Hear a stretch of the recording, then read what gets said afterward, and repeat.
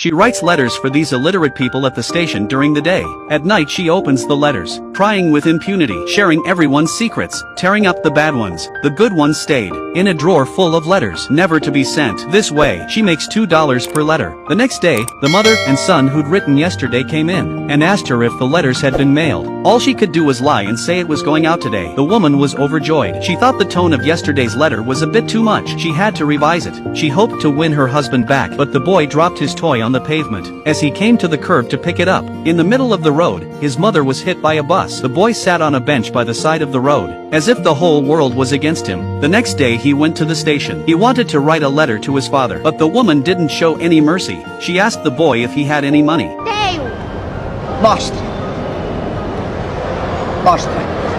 But he had no money at all. She turned him down mercilessly. The next day she found him sleeping on the floor. She went up to him and brought him a piece of bread. Você não tá com fome?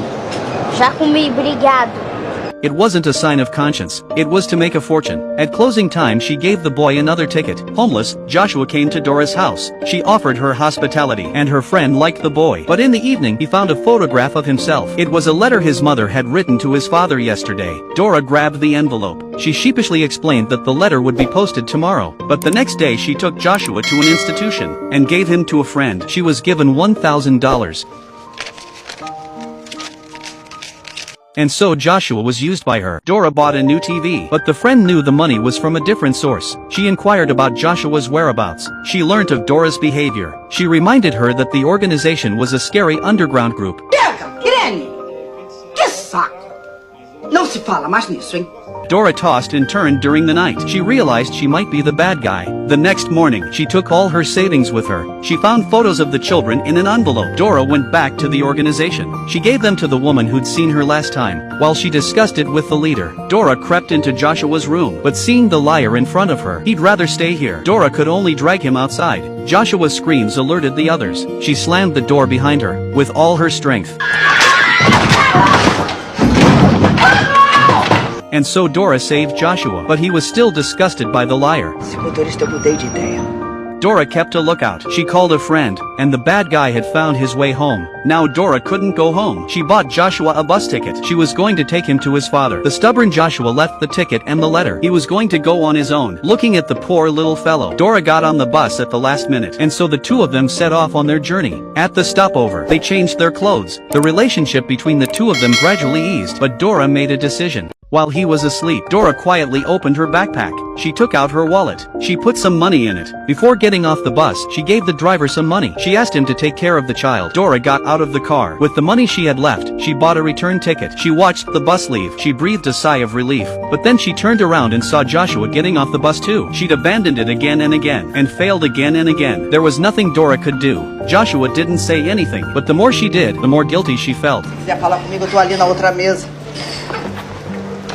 But then, in a bizarre turn of events, Dora realized that Joshua's backpack was missing. Cadê a tua mochila, moleque?